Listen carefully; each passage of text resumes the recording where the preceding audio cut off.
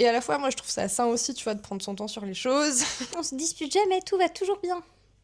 Bah, c'est pas forcément bon signe. Parce qu'on était ensemble, automatiquement, on allait rester ensemble pour toujours. Que ce soit pour être sous emprise ou pour la dépendance affective, ça réveille des mêmes insécurités. Mm-mm. S'il y a l'un ou l'autre, dans tous les cas, il y a un manque de confiance en soi. Vous noyez toutes vos émotions à l'intérieur par le travail, genre aucun temps pour processer ce qui vous arrive. Je sais que tu m'attendras le jour où ouvrira ses bras. Bonjour à tous, je m'appelle Zofia, je suis psychiatre, humoriste et passionnée par l'amour. Les relations, les débuts, les fins, ça me fascine et c'est pour ça que j'ai décidé d'inviter des personnes qui m'inspirent pour leur poser les questions auxquelles je n'ai pas de réponse. Alors bienvenue dans Comment on sait qu'on est amoureux.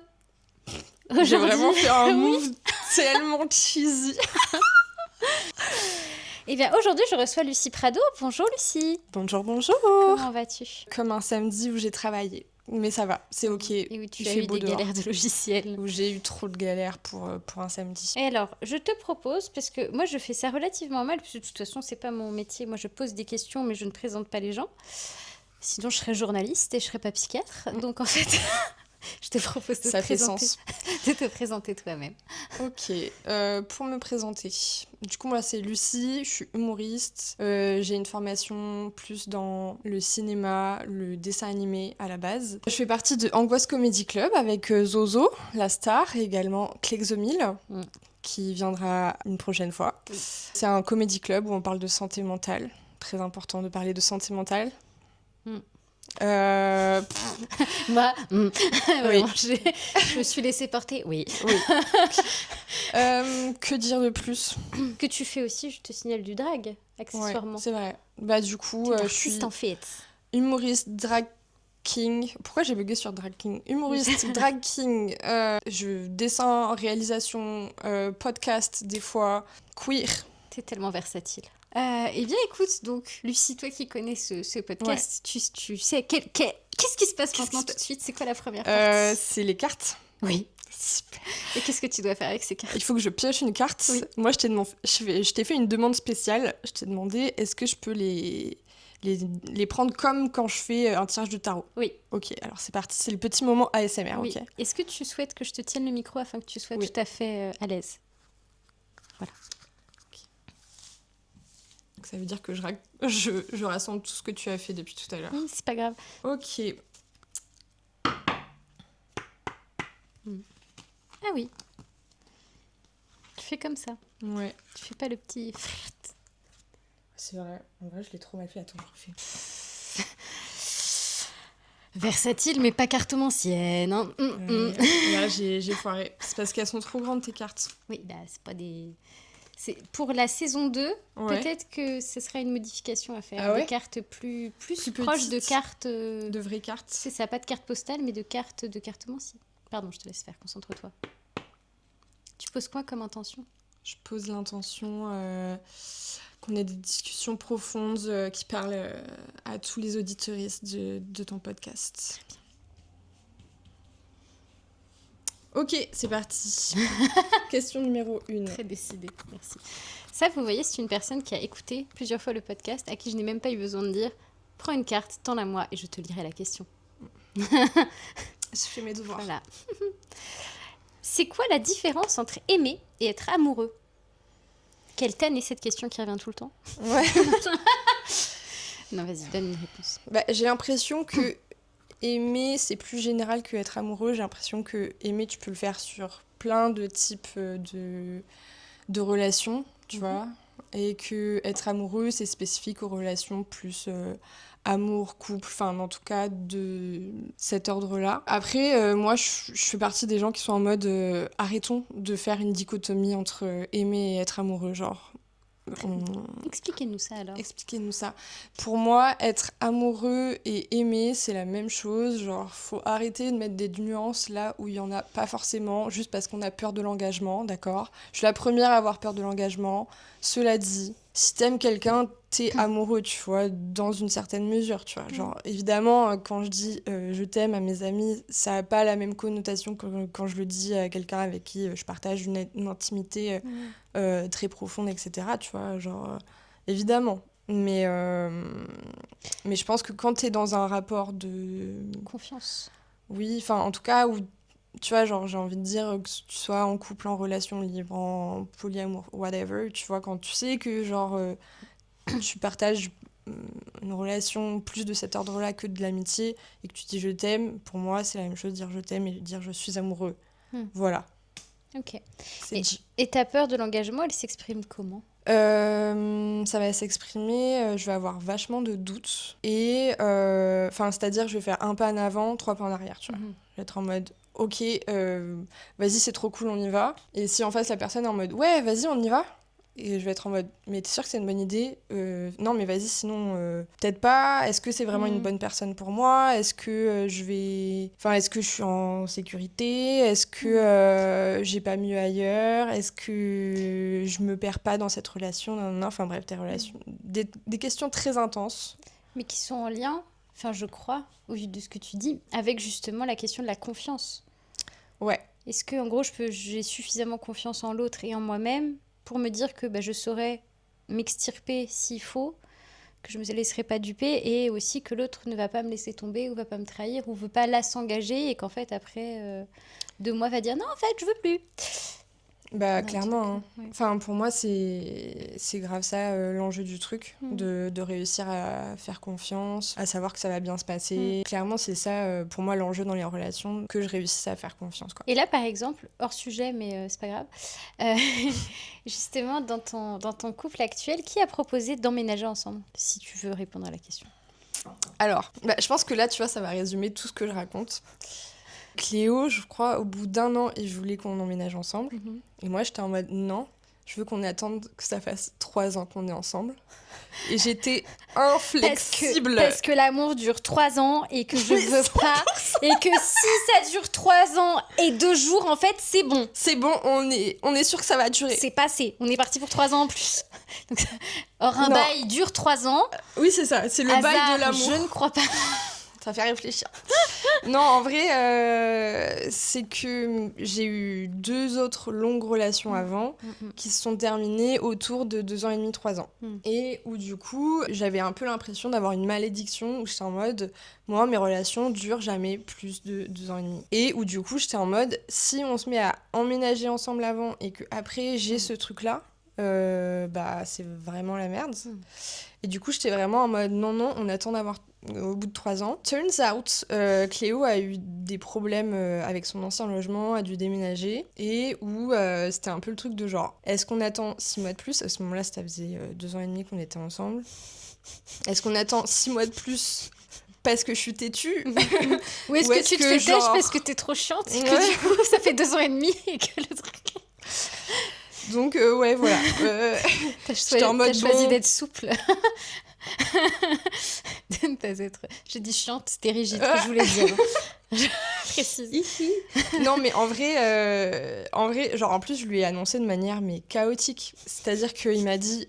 En gros, il était dans un logement temporaire où ça devait se terminer au mois d'octobre. Et donc, en juillet, il me dit « Ok, en fait, je vais avoir besoin que tu me donnes une réponse, genre de est-ce que t'es OK ou pas ?» Parce que là, j'arrive pas à savoir et c'est un peu flippant, en fait, de pas savoir ce que je fais dans un mois, quoi.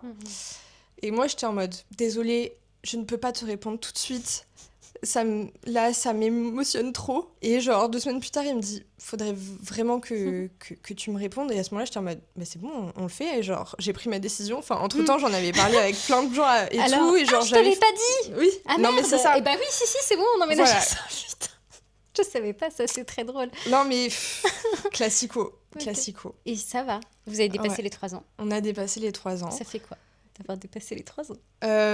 En vrai, je pense que on a dépassé plein de choses en même temps que ces 3 ans. Enfin, en vrai, emménager ensemble, c'était un peu une étape intense dans le sens où moi, la dernière fois que j'ai vécu avec quelqu'un en couple, c'était une relation de merde.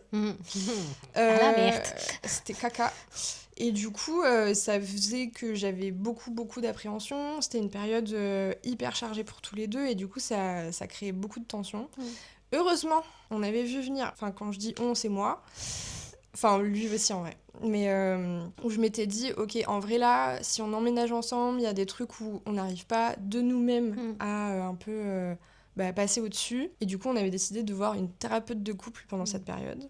Et où je pense que c'est ça aussi qui nous a vachement aidé à réussir à mieux communiquer, à mieux se comprendre, à trouver des solutions en fait qui nous conviennent pour la cohabitation et pas être juste dans un truc où tu te fais bouffer par le quotidien et où du coup genre t'as plus de moments Où tu procrastines le fait aussi de te retrouver pour discuter, sur des sujets entre guillemets qui fâchent aussi, surtout que vous êtes tous les deux assez insécures et que du coup il y a une forme aussi peut-être d'évitement et que là le fait qu'il y ait non en vrai ce que qui ce se soit passait tierce, c'était plus un truc de on avait que des discussions compliquées.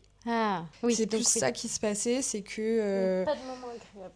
Voilà, c'est ça. C'est vu qu'on était super occupés, moi la première, j'ai tendance à beaucoup trop charger mon temps. Et que, genre, du coup, ça faisait que ça avait une répercussion et sur la maison et sur notre relation. Parce que, genre, j'avais pas l'espace de prendre soin de moi, de lui, de l'espace où on vivait. Et ça faisait que, voilà, on n'avait plus de moments de connexion, de bonheur, etc. C'était que des moments de genre, il y a ce truc qui ne fonctionne pas pour le moment.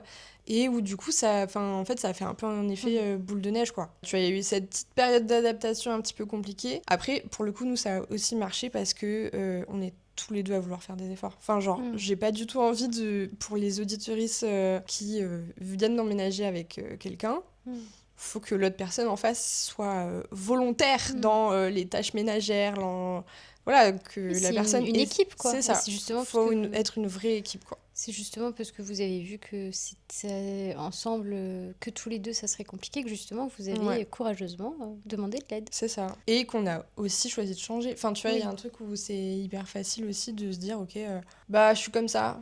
Mais c'est bien quand il y a un regard extérieur, je trouve. Je suis d'accord. Et ce qui est dommage, c'est que beaucoup trop de couples, à mon sens, attendent qu'il soit trop tard pour consulter. Et qu'en fait, et du coup on dit oui, mais ça sert à rien les thérapies de couple, parce que de toute façon, ça acte la séparation. Bah ouais, parce que justement, ça met en lumière tout ce qui va pas depuis trop longtemps et que c'est trop cassé. Enfin, je veux dire, c'est comme ta bagnole, hein, si tu tires trop sur les... J'ai pas l'exemple, je suis pas très mécano, mais bref, c'est comme... Mais moi, j'en parlais avec une pote et on avait trouvé un exemple. Vas-y. Qui sera peut-être dans le spectacle, mais je pense que ce sera pas formulé comme ça. Mais genre, c'est comme si, genre, tu te brosses jamais les dents et t'attends d'avoir une carie où tu dois arracher ta dent pour aller chez le dentiste, tu vois.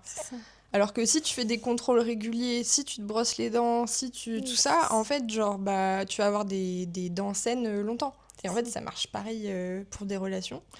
Et il y a aussi l'aspect de fait, on vit dans une société où on est face à plein d'individus, où on a eu des liens affectifs qui souvent ont eu certaines failles, que ce soit dans nos trucs plus parentaux, familiaux, amicaux, amoureux, et que ça vient se rejouer parfois la plupart du temps, en fait, ça vient se loger à des endroits dans la relation. Et que de la même façon que genre maintenant ça devient plus démocratisé de voir une psy, voir un psy pour réparer tes liens aux autres, pour moi ça fait sens aujourd'hui, quoi. Merci pour cette première réponse et puis surtout pour ce témoignage qui me... Ah voilà, tu vois, je me suis dit allons-y, je pense que ça peut être intéressant. Ouais. Mais alors la Miss, c'est parti pour une deuxième question.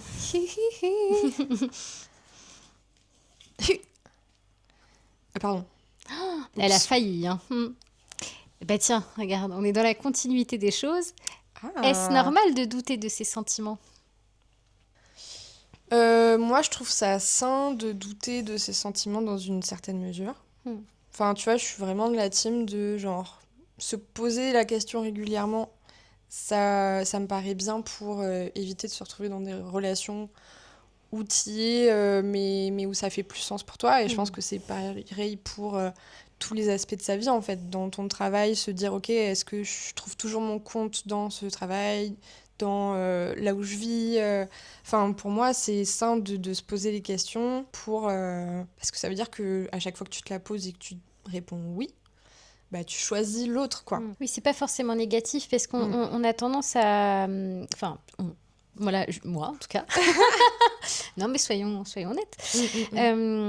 c'est vrai que le fait de douter, le doute peut être un truc un peu connoté négativement, c'est-à-dire je doute, j'ose pas, tu vois, je me pose des questions, il y a un peu ce truc de rumination, Ouais. je visualise ça, ce truc de j'y vais pas, je pars pas, je l'aime pas, comment je peux savoir? Donc c'est plutôt en tout cas, toi, du coup, le doute, tu le mets en avant comme un questionnement, quoi, un peu comme un... En fait, est-ce que là je fais ça par automatisme ou est-ce que je Ouais, fais ça par c'est choix? ça. Ouais. En fait, pour moi, il y a ces deux aspects. Mm. Genre, pour le vivre de l'intérieur, moi, le côté sain du truc, c'est, je pense qu'il y a des moments où je me suis pas assez posé cette question-là, où j'ai pas été assez honnête avec moi-même sur, genre, pourquoi est-ce que je restais dans une relation, et où il y a des trucs où ça aurait dû s'arrêter beaucoup plus tôt. Mais j'étais en mode non, je dois rester dans cette relation, etc. Je pense que, tu vois, ça, c'est le côté de c'est important d'avoir des doutes, c'est important de se poser la question, quoi, et d'être honnête avec soi-même, Et même si, Vas-y. même si ça fait peur, quoi, de se dire, ben, peut-être que je vais être avec quelqu'un, enfin, peut-être que je vais me retrouver tout seul, mais peut-être que... Mais après, les doutes, c'est aussi un truc qui peut créer, genre, de l'inertie, quoi. C'est un peu... Enfin, tu vois, genre, moi, j'ai aussi ce truc-là. Enfin, là, tu vois, typiquement sur l'emménagement et sur plein de trucs. Et à la fois, moi, je trouve ça sain aussi, tu vois, de prendre son temps sur les choses. Peut-être que la différence à faire, c'est, genre, l'indécision et le doute. Oui, l'indécision, c'est un truc un peu chronique. C'est un truc qui s'installe, tu dirais, Moi, j'ai l'impression que quand ça devient un truc qui t'empêche d'avancer, où t'arrives pas à répondre à ces doutes, là, ça devient de l'indécision et où ça devient un truc où ça fait un problème, quoi. C'est ça. Et je sais pourquoi je connote ça négativement, parce qu'il y a cette expression, ça m'est revenu. Et ça fait écho avec ce que, justement, l'indécision, c'est quand il y a un doute, il n'y a pas de doute. Mais en fait, c'est plus quand il y a une indécision, quand il y a un truc qui Ouais. t'empêche d'avancer. Oui. Moi, je trouve ça sain de se poser la question, tu vois, genre sur tous les trucs. Et tout à l'heure, tu disais, tu dois rester avec la personne. Ouais. Du coup, donc, tu ne doutais pas ou tu te posais des questions, mais il y avait un truc où tu te disais non, je dois. Enfin, il y avait quelque chose qui court-circuitait. C'est une bonne question. Je pense que j'ai pas voulu.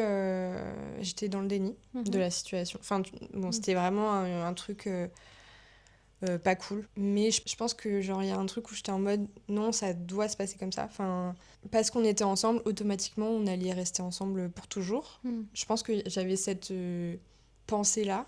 Enfin, sur la fin, j'avais aussi l'aspect de je ne peux pas fonctionner sans cette personne. Très malsain. Genre, si vous commencez à avoir des pensées comme ça auprès de quelqu'un, faut aller voir un psy, faut vous entourer, faut partir. Genre, c'est... Est-ce que tu qualifies ça de quoi? Bah, moi, je pense que c'était une situation d'emprise, en fait. Enfin, après... Là, tu mets pas le mot de dépendance, c'est vraiment emprise. Parce que tu as dit je ne peux pas fonctionner sans. Oui, parce que c'est ce que cette C'est ça, personne là, me pour le faisait miroiter, en fait. C'est vrai qu'il y a aussi l'aspect il y a aussi l'aspect dépendance, effectivement. Là, moi, je suis pas bien placée pour connaître cet aspect-là. Je pense Et que... nous verrons ça avec Clexomil. J'adore. Les deux aspects, finalement. Voilà, c'est ça. Les deux faces d'une même pièce. Le sel et le poivre. Exactement. Mais ouais, non, moi je suis pas du tout dans le côté dépendance, je peux pas parler pour ça. Je pense que si vous sentez qu'il y a quand même un truc de genre j'ai besoin de cette personne pour vivre, un psy ça peut être pas mal quand même. Oui, genre c'est ça. ça veut pas dire tout de suite qu'il faut se séparer, il y a peut-être des étapes avant, mais voilà. Ça veut dire que de toute façon il y a quelque chose qui est pas aligné, on n'a jamais besoin de personne d'autre que de soi-même. Oui, c'est ça. Mais moi c'était plus un truc de... où il me renvoyait le truc de je suis une meilleure personne si je serais pas une personne assez si je suis pas avec lui parce que il me force à me dépasser parce que machin C'est ça. non hein. Vraiment Tu te sens une bonne personne aujourd'hui? je me sens une personne épanouie dans tous les aspects de ma vie. Vous n'avez pas besoin de ce genre de personne. Mais comment on est arrivé là? On avait répondu. Ouais, Il y avait un douter. truc où j'aurais dû. Il y avait presque pas de place au doute. Il y avait un truc, comme tu disais, de certitude, on est ensemble, donc nous devons rester ensemble. Ouais, c'est ça. C'est ça. Je pense qu'il y avait aussi l'aspect à cette époque-là de pas me faire assez confiance. Tu vois. Enfin, genre.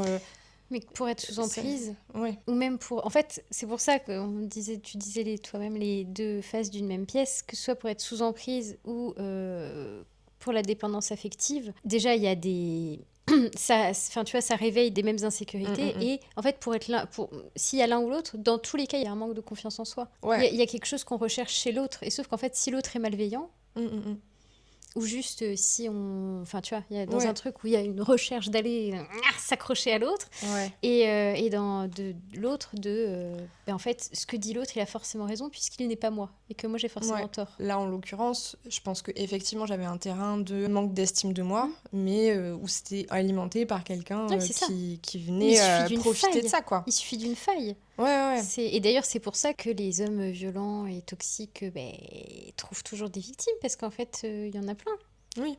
Et que, c'est pour en ça tant que que des femme, on nous élève à pas avoir trop confiance en nous aussi. C'est tu vois. ça, oui. Mais- Ça peut se faire de manière très ténue, sans même qu'on a l'impression d'avoir confiance en nous. En fait, on a confiance en nous sur certains aspects, genre par exemple le fait d'être hyper intelligente, enfin, des trucs factuels et vérifiables. Et en fait, pour d'autres trucs, non. Donc dès que c'est pas palpable, factuel, dès qu'il n'y a pas un truc un peu conditionnel, c'est je sais pas, je suis nulle. Oui. Et aussi, du coup, c'est pour ça aussi qu'il y a des nanas et des hommes, hein, parce qu'il y en a aussi, qui retournent en fait avec des hommes comme ça, parce qu'il y a un truc de se nourrir, enfin tu vois, c'est comme une forme d'aimant, quoi. Puis je pense qu'il y a aussi un truc de quand t'as l'habitude d'un schéma, c'est dur d'en sortir en fait, Oui, tu vois, c'est c'est ça, t'as dur de... l'habitude, élément, du Ouais. fait de... Oui, Élément et du fait que justement t'es attiré par ce que tu connais. ouais, c'est ça. Allez, ma puce, Allez, c'est parti. encore une question. Merci. Veux-tu de l'eau? J'ai un peu d'eau, ça va. Ok, t'es sûre, sinon il y en a, tu sais. L'amour est-il un choix ou un sentiment qui s'impose? Moi, je pense que c'est un petit peu des deux. Moi, je pense que au jour d'aujourd'hui, À l'instant T, présentement, à l'instant T présentement, on est capable de choisir à qui on donne notre attention. Tu choisis à qui tu donnes l'heure, les gars. cette nuance est belle, car sans attention, il n'y a pas de sentiment. Mais c'est ça. C'est que pour moi, c'est un choix dans le sens où l'amour, c'est un sentiment que tu nourris à travers les échanges que tu as avec l'autre et à travers ce que tu imagines dans ta tête, quoi, le côté un peu fantasmé de la relation, etc. Maintenant, tu vois, je peux te dire, si cette personne ne coche pas des cases de base, genre le respect, genre L'hygiène bucco-dentaire, l'hygiène bucco-dentaire, par exemple. l'hygiène tout court, genre par pitié, sauvez-nous. Donc, hygiène, respect. Et également, genre, je sais pas, tu vois, que la personne s'intéresse à toi. Petit tips, quoi. Je pense que, voilà, tu vois, si tu te dis, ok, il faut que cette personne coche au moins un peu ces cases-là et évite d'être toxique, par exemple, genre, sache se remettre en question. Voilà, je vous donne des pistes. Chacun prend ou prend pas. Moi, je pense que, tu vois, ça peut être un truc de se dire, genre, faut d'abord que cette personne ait ces trucs-là et après, genre... je commence à réfléchir à est-ce que j'ai envie de quelque chose avec cette personne ou pas, quoi. Ça me paraît être des conseils qui sont pas déconnants. Ma petite Lucie, vraiment, vraiment pas déconnants. Bref. Alors, Lucie, comme j'aime bien tes réponses, j'ai envie de te poser encore une question. Au Avec pire, je ferai un plaisir. maximum de coupe au montage, ou au pire, l'épisode sera long et c'est tout. Vas-y, Alors. ma douce. C'est la dernière carte. Après, c'est les putain. questions signatures. Alors, Là, j'ai la pression. Ouais, je comprends. Allez. Ah, j'aurais pas pris celle-là, mais c'est pas grave. Ben, tu vois. Et j'ai l'impression qu'à chaque fois, il y a une cohérence, tu vois. Oui, entre, et ça revient quand même toujours à ça. Hein. Quelle synchronicité. As-tu d'ailleurs une réponse euh, qui changerait du... Oui, si, allez. On est vraiment sur le début de relation. Hein. Et Ouais. sur la fin de relation, finalement. C'est un peu C'est vrai, il y a... et l'engagement. Tu vois. Donc, bref, je tergiverse. Qu'est-ce qui fait la différence entre un crush et un amour naissant? Moi, je pense c'est ce que t'en fais. Crush, c'est un peu genre le tout venant. Open bar. Open bar. Et l'amour naissant, pour moi, c'est quand tu mets de l'énergie. Et je vous le souhaite que la personne en face mette de l'énergie pour créer un lien, quoi. Moi, j'ai l'impression que c'est ça la différence. C'est pas les mêmes étapes pour moi, en fait, tout simplement. Ok, oui, pour toi, c'est-à-dire qu'un amour naissant peut avoir été un crush peut devenir un amour naissant, mais un amour naissant peut aussi survenir sans crush Ouais, je pense. préalable. Ok, c'est c'est juste, en fait, soit tu passes par la case crush, soit tu vas direct à l'amour naissant, Ouais. soit tu restes juste à la case crush de quelque chose de très unilatéral. Oui, c'est ça. Est-ce que tu veux que je te raconte comment on s'est rencontrés avec Cléo? Mais écoute, je n'osais pas demander ou quoi que ce soit, mais là, si tu le proposes... Franchement, on a eu une rencontre de rom-com, tu vois. C'est vraiment genre abusé. Vas-y. Ok. Je vous raconte en fait. J'ai raconté cette histoire 100 fois environ. En gros, c'était en 2023. Mhm. L'année de 2023, je vais chez le médecin parce que ma sœur me dit genre t'as mal à la gorge depuis 3 semaines, peut-être que tu as une infection et que tu vas mourir. Bon, elle a pas dit ça exactement comme ça, mais du coup en urgence je suis allée chez le Drama. médecin. J'ai fait genre 1 heure de route pour y aller et tout, c'était à l'autre bout de Paris et c'était à Ipso, donc c'est un cabinet médical qui est normalement formé pour accueillir correctement les personnes queer, en théorie en tout cas. Visiblement pas de ouf. Bah c'est en vrai si je pense que ça va, en vrai ça va. Je ne développerai pas. Mais D'accord. en vrai, ça va, franchement. Mais en tout cas, du coup, genre, j'arrive dans cette salle d'attente, j'attends hyper longtemps. Et dans cette salle d'attente, tu vois, je suis en mode, ok, qui sont les autres personnes queer de cet endroit, tu vois. Donc, je regarde à droite, tu vois, je vois qu'il y a une personne avec les cheveux décolorés. Je me dis, ok. Je regarde à gauche, je vois une personne qui a aussi les cheveux décolorés et des buffalos aux couleurs du drapeau trans. J'étais en mode, ok, on est donc 3. Et des vieilles personnes. Et bon, je continue à attendre, à me faire chier, etc. Le médecin m'appelle enfin. Je me lève et là, mon écouteur tombe au pied de la personne avec des buffalos. J'adore. J'ai des frissons. Donc j'arrive, je suis en mode désolée. La personne ramasse pour moi l'écouteur et elle me dit t'inquiète. Et j'aurais sûrement oublié cette personne si 1 semaine après, j'avais pas fait un atelier drag king où je vois les mêmes buffalos. Donc, étant quelqu'un de pas du tout intense, je lui dis est-ce que c'était toi qui étais là vendredi au cabinet Ipso Italie avec les mêmes chaussures à 15h? Et il me répond oui, à l'aide. Et T'avais pas reconnu? non, pas du tout. Mais du coup, on discute, tu vois, pendant tout le reste de l'atelier, puis pendant toute la soirée. À la fin de la soirée, je lui dis j'ai grave eu un crush amical sur toi. Et il m'a dit ouais, t'es trop mignousse. Et après, genre, j'étais en mode pourquoi j'ai dit ça en fait? Genre, clairement, cette personne est capable de me donner de l'amour en face, visiblement. Genre, c'était une super soirée, genre, je le trouve mignon, genre, what? Et du coup, le lendemain, genre, je lui ai renvoyé un message et on s'est parlé pendant des heures et des heures. Et and here we are, genre, 3 ans plus tard. Voilà. À J-1 de mes règles, je pleure. Oh la boubou! Ah, mais c'est trop mignon comme histoire. Oui. Je ne la connaissais pas. Vraiment, j'imagine tellement le truc. Mais tu sais, moi, je suis très cartésienne et psychiatre, attention. Je crois beaucoup aux signes. Et franchement, Non, mais- j'ai envie de raconter aux gens le message que tu m'as envoyé avant que j'arrive. Parce que là, elle vous dit ça, genre vraiment, j'ai reçu un message en mode c'est un peu le bazar chez moi parce que c'est Mercure rétrograde. Mais non, ça c'est fini. Et encore, ça s'est plutôt pas trop mal passé. Non, c'était la... Non, excusez-moi, dites-nous en commentaire. Oui, mais ça va sortir tard. Les gens ne se souviendront plus de cette pleine lune, pardon l'univers, de merde, en Verseau. De quoi on parlait avant? Les statistiques. Les statistiques. On parlait de ta rencontre. Oui. Ouais, bah voilà, une jolie histoire que je vous partage. Mais oui, c'est tellement mimes. Oui. Ouais, c'était trop Vous bien. êtes saisis des signes. Ouais. Parce que Surtout si tu que- t'étais pas saisi des signes, tu l'aurais eu dans le baba. C'est vrai. Puis, enfin, ouais, je pense qu'il y a un truc où on était tous les deux au bon moment de notre vie, quoi. Enfin, moi, à ce moment-là, j'avais choisi de rester 1 an célibataire, ok? Et ça faisait 1 an que j'étais célibataire. Enfin, Jour genre, pour jour. pas, je pense que pas 6 jour mois pour près. jour. Comme 1 l'emménagement. an près. Non, en vrai, ça faisait vraiment... c'était en mars 2022 et là, c'était mars 2023 qu'on s'est rencontrés.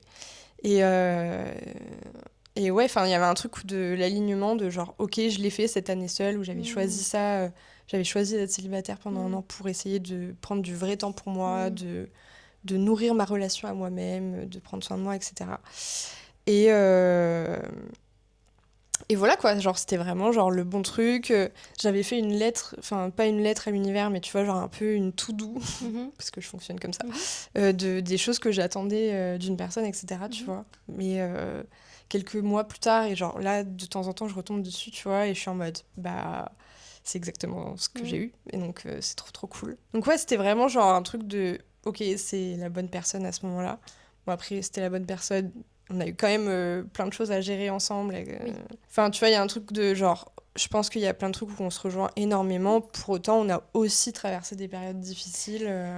Bien sûr, mais c'est justement là où tu sais que c'est la bonne personne. C'est que c'est pas que ah, on se dispute jamais, tout va toujours bien. Bah, c'est pas forcément bon signe. Non, mais c'est vrai. Ouais, mais de fou. En fait, la bonne personne, c'est quand t'es avec la personne et que justement il y a le respect, la communication et que t'avances ensemble et que t'es ok de pas être d'accord et que t'es pas genre soit ulcéré, soit effondré, que l'autre soit pas d'accord avec toi. Oui, c'est ça. Et que bah, même quand il y a des conversations difficiles, même quand il y a des choses où on n'arrive pas à le traverser pour le moment, il y a des efforts communs, il y a un respect commun, une admiration commune qui persiste, quoi. Et ce qui me fait une excellente transition, Lucie, as-tu des conseils pour nos auditeuristes et nos téléspectatrices pour qu'est-ce que tu fais toi pour bien gérer une rupture? J'ai l'impression que tu as un peu partiellement répondu là. Mais en tout cas, c'est quoi tes conseils rupture? Ok, je suis très mauvaise en conseil rupture. Là, pour le coup, genre... C'est dommage, ça partait bien. Ça partait bien, mais faut savoir que c'est beaucoup moi qui ai quitté des gens. Et alors? C'est pas parce que tu quittes quelqu'un que forcément, tu vois, t'es... Ma technique après la rupture, c'était de me noyer dans le travail et faire comme si ça n'avait pas de conséquences sur moi psychologiquement. Ok. Ne faites pas ça. Oubliez ça. Ouais. Ça, c'est... comment faire un burn-out voilà, c'est Après un une peu la petite rupture, en fait. recette. Voilà. Comment gérer une rupture en faisant un burn-out? Voilà, c'est ça. Vous noyez toutes vos émotions à l'intérieur par le travail. Genre, aucun temps pour processer ce qui vous arrive. Et là, c'est super. Non, mais du coup, tu viens de donner une réponse. Ouais, C'est d'accueillir les émotions, en fait. Accueillir les émotions, s'entourer.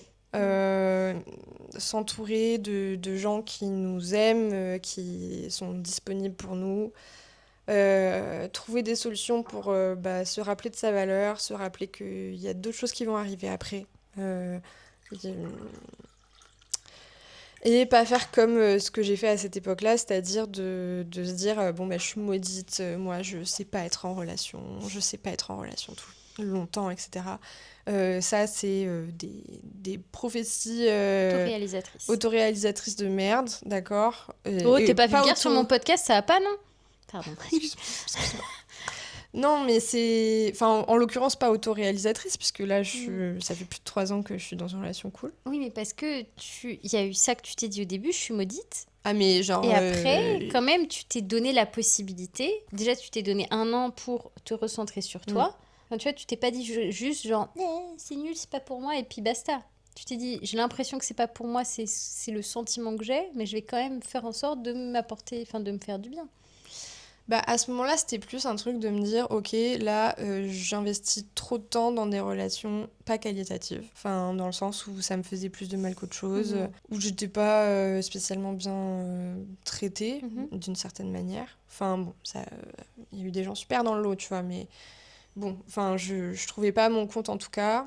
Et j'ai choisi d'être célibataire plus pour... Enfin, c'est pas un truc de... c'est pas pour moi, c'était plus un truc de... Faut que j'arrête d'être dépendante du couple. Enfin, faut que j'arrête d'idéaliser le truc du couple et de me dire j'ai besoin de ça pour me réaliser.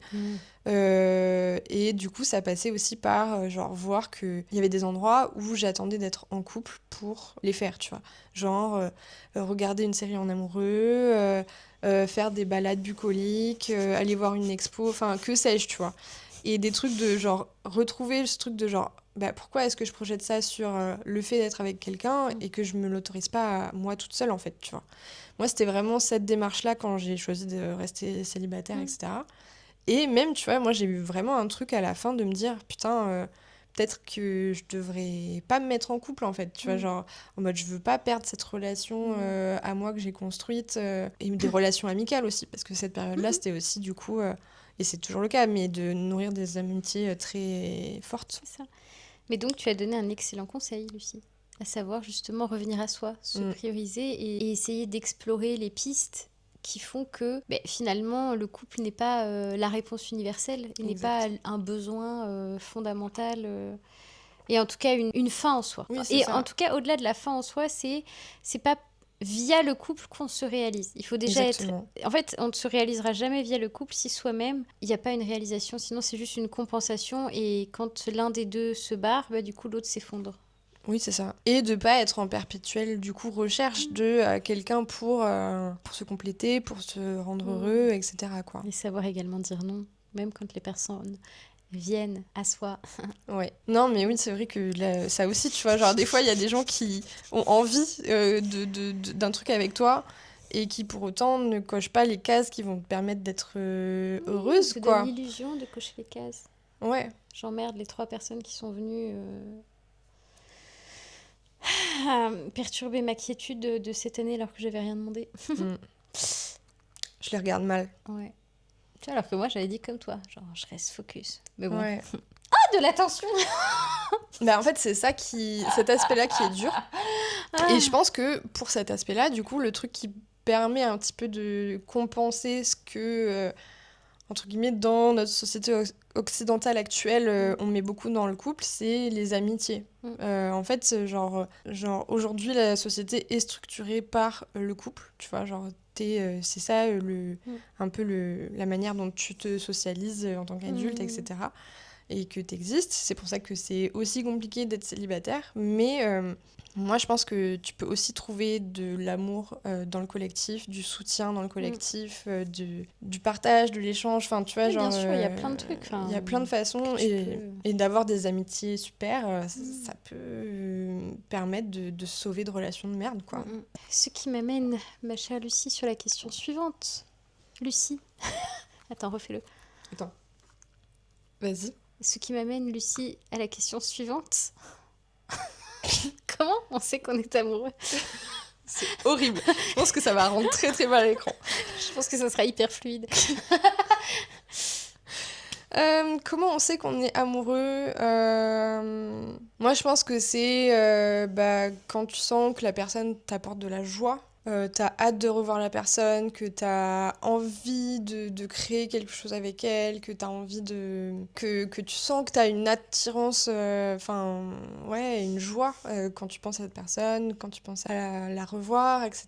En gros, toi, c'est vraiment ce que tu ressens à l'envie de la voir. Oui, je pense. C'est Surtout pas dans au les début, projections, c'est pas dans...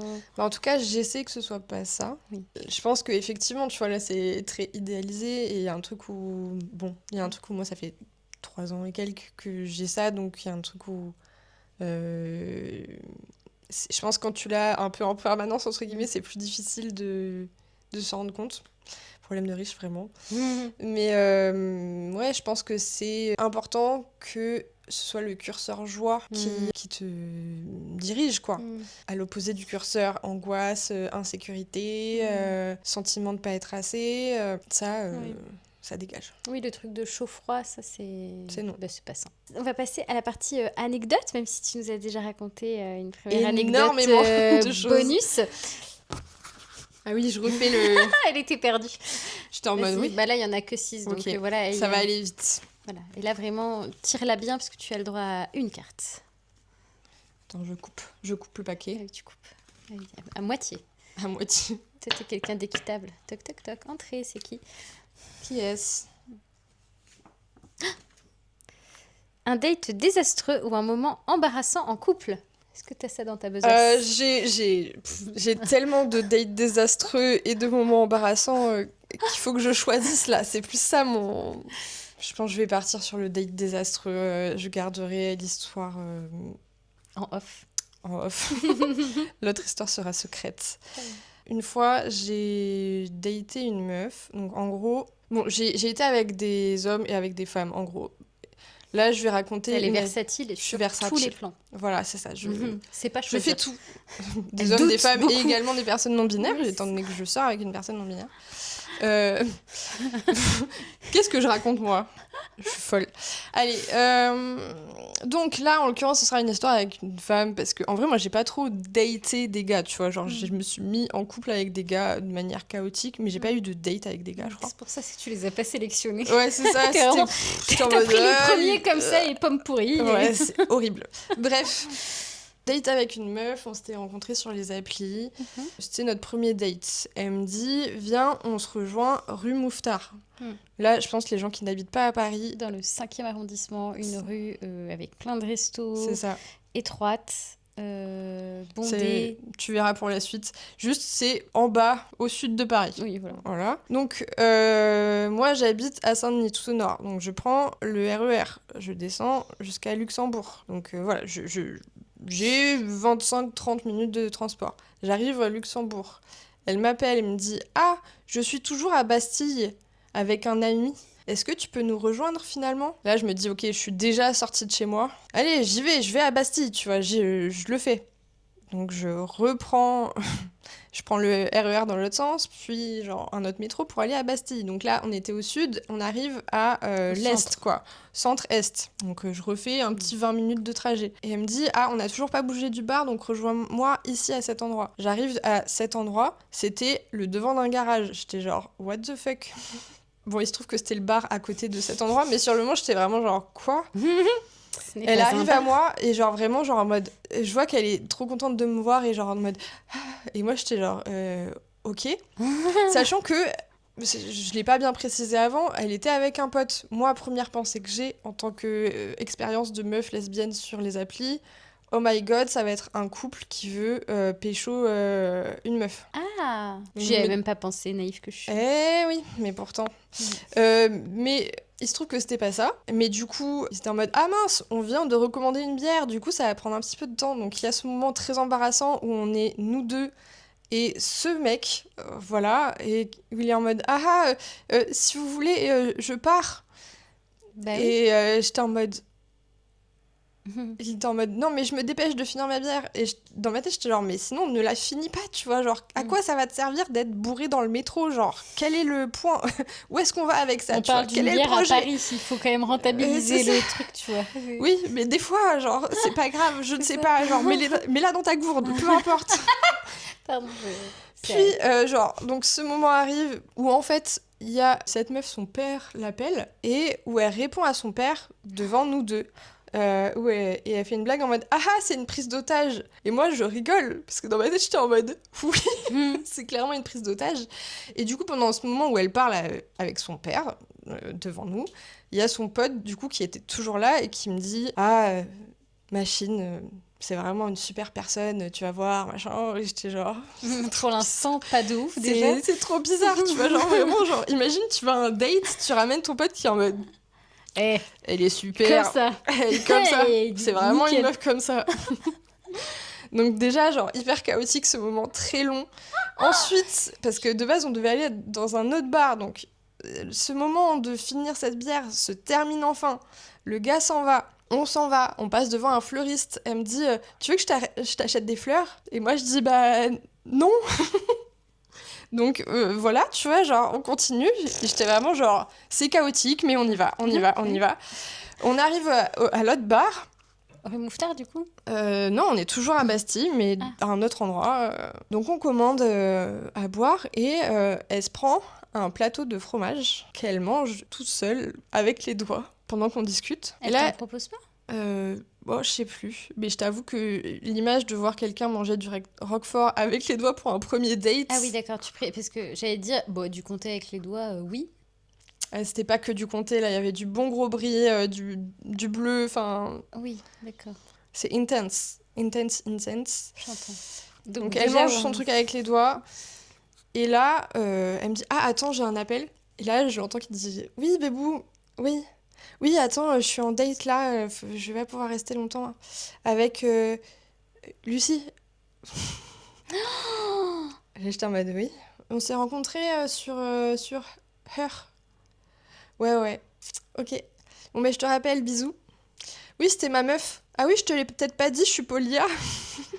Bah, t'es surtout bien conne, en fait. Parce que là, Chaos. c'est pas polia, il n'y a pas de respect, il n'y a pas de... Ah, c'était- enfin, y a pas d'engagement, trop de... C'est pas liberté, c'est pire que ça. Bah, Il y a c'était... un espèce de survol qui, du coup, ne respecte rien ni Bah personne. oui, c'est ça. Enfin, c'est hyper border. En fait, tu vois, genre, on va peut-être faire un minimum de pédagogie sur le polyamour pour les auditeuristes. Vas-y. Polyamour, c'est quand si tu te sens polyamoureux, c'est que tu peux être amoureux de plusieurs personnes en même temps. Pratiquer le polyamour, c'est que tu as plusieurs relations avec une vocation romantique en même temps.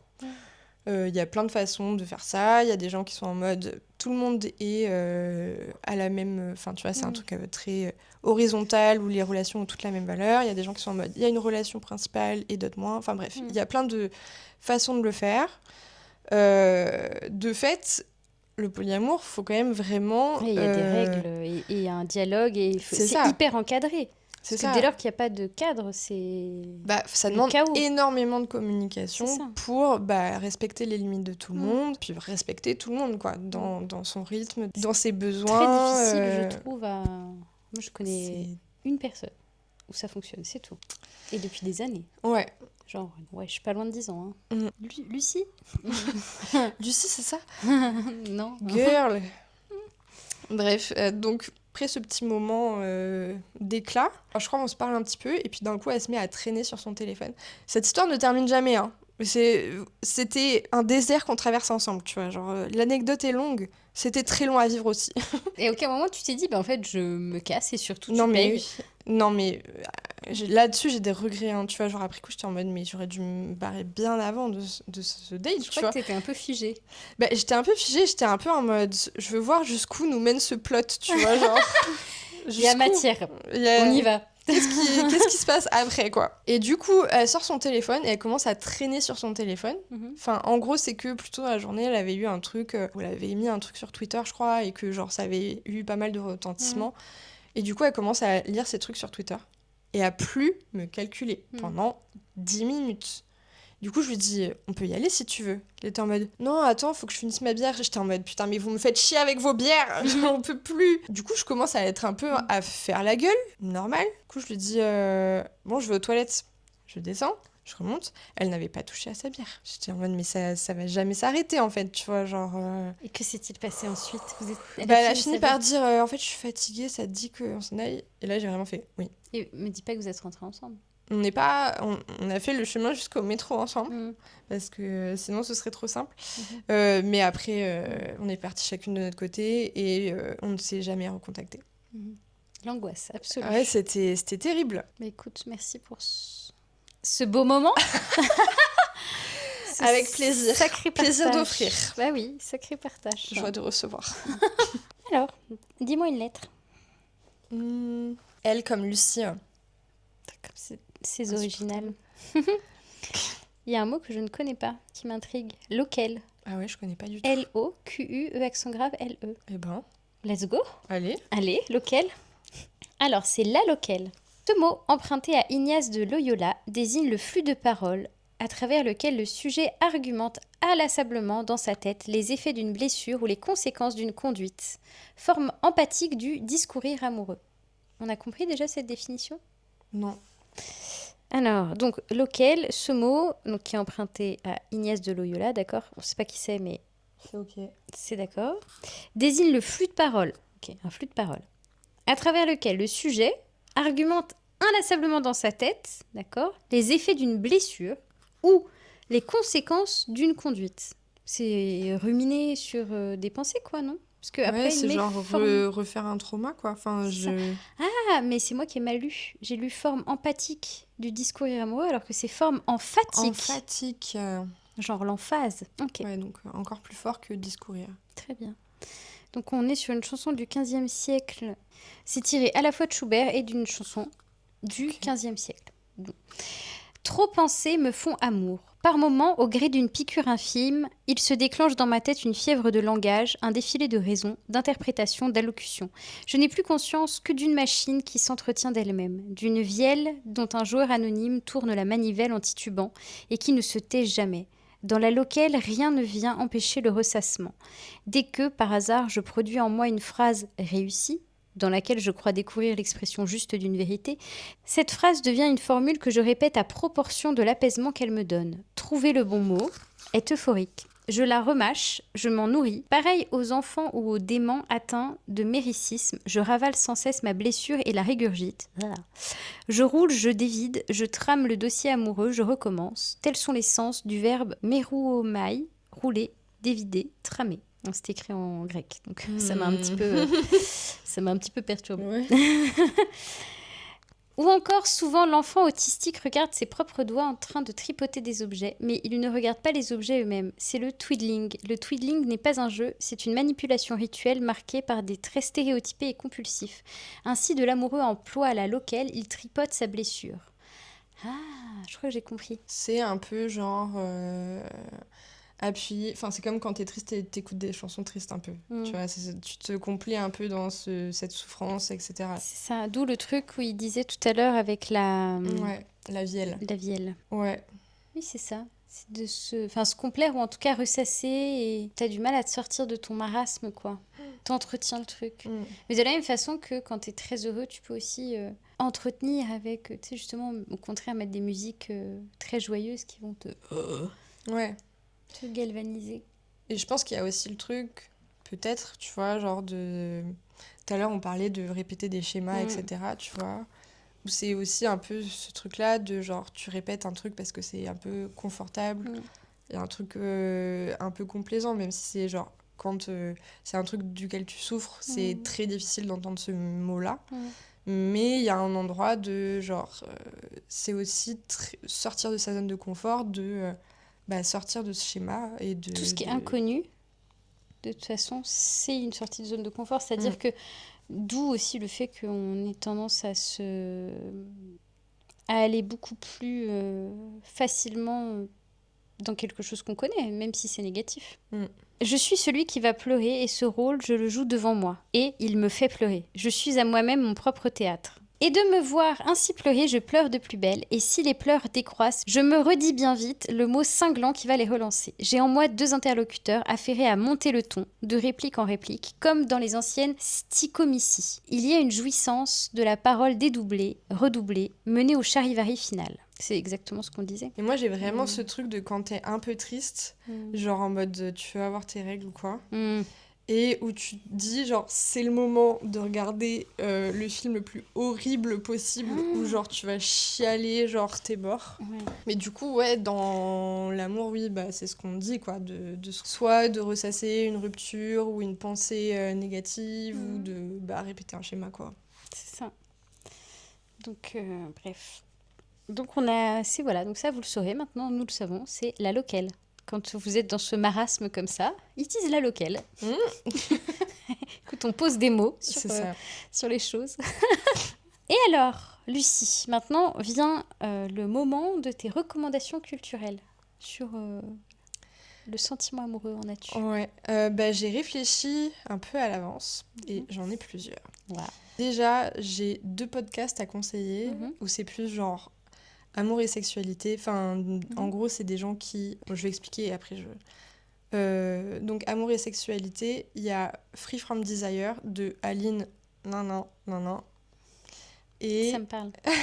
C'est vrai ? Je crois que t'as Julie qui est passée dans ton truc qui a parlé de aromantique, je crois, ou genre post-romantique, je crois, qui est écrit par cette personne. Ah, c'est pour ça alors, peut-être. Et il y a un podcast sur la série documentaire de France Culture par Ovidie qui parle aussi de... donc, Free From Desire, c'est une personne asexuelle qui part de son parcours en tant que personne asexuelle, de ses questionnements, ce qu'elle a vécu, et jusqu'à ce qu'elle se rende compte qu'elle était asexuelle et aromantique, il me semble, et de ensuite qu'est-ce que c'est sa vie, etc. Pour un peu genre faire connaître le sujet et voir ce que c'est. Et Ovidie, du coup, c'est en gros les gens qui... Enfin, aussi, genre la vie sans sexualité. je trouve que par l'absence, on décrit qu'est-ce que c'est les liens entre...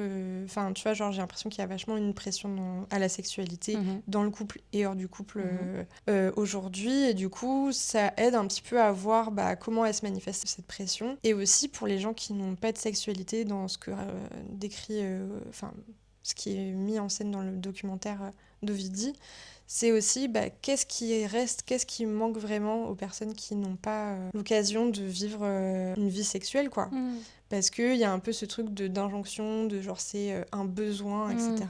Et dans le documentaire d'Ovidie, elle parle de cet aspect-là, pas mal. Et de voir que, en vrai, non, on a besoin de bouffer, on a besoin de dormir, on a besoin de boire, on a des besoins affectifs, mais on n'a pas des besoins sexuels pour fonctionner en tant que personne. Et du coup, c'est vachement intéressant, je trouve, pour un petit peu réfléchir à son rapport à la sexualité dans les relations amoureuses et en dehors, aux injonctions qui sont liées, etc.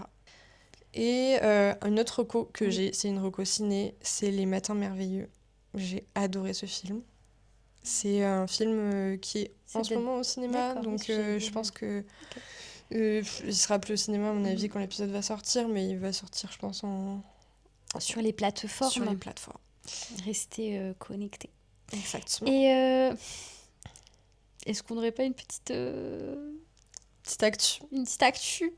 Est-ce que exprès on va pas faire sortir l'épisode plus tôt pour qu'il sorte avant Ce serait pas mal, quoi. Bah oui. Alors, il se trouve que le 10 septembre à 19h30, je joue mon spectacle. Je joue 1 heure de spectacle à la Comédie des Trois Bornes.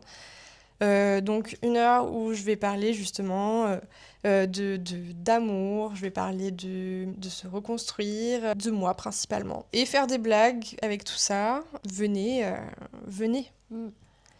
Moi j'y serai. Trop hâte. Et on te retrouve, de toute façon, il y a toujours, tu connais l'Instagram qui s'affiche, nanana, qui est en description aussi. Tu fais donc des vidéos aussi motivationnelles de gauche. J'adore le concept. Sur Insta.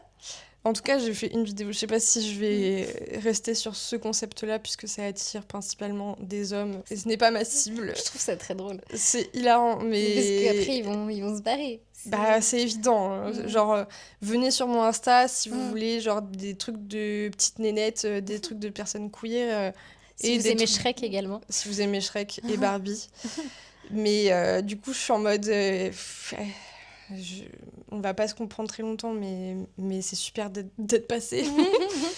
Mais oui, j'essaie de me mettre à faire des vidéos humoristiques. Et puis, je fais des stories drôles, généralement. Et des retours de course. Et également, Angoisse Comedy Club. Oui, c'est ce que j'allais dire. Qui va reprendre à la rentrée. Du coup, on cherche un lieu. Du coup, on est 3 à organiser ce petit truc. Ce petit truc qui nous prend énormément de temps et d'énergie. Et on met toute notre âme. Et... Mais venez nous voir aussi. Je pense que si vous êtes là, c'est que la santé mentale, ça vous intéresse, les relations sociales, les relations amoureuses, venez quoi. Bon les stars, c'est ici qu'on se quitte. Merci infiniment de nous avoir écoutés jusqu'ici. S'il vous plaît, si vous nous écoutez sur Spotify ou Apple Podcast, mettez 5 étoiles et surtout un petit coms, parce que vraiment c'est ce qui manque pour faire remonter le podcast dans l'algorithme. Donc merci beaucoup. Et sur YouTube également, merci pour vos petits coms. Là maintenant vous en mettez plus, c'est chouette. Bref, voilà, vous êtes super, changez rien. À part justement plus liker, partager tout ça. Et puis prenez soin de vous. Et à très vite. Bonne rentrée du coup. Bisous. Bisous. Je sais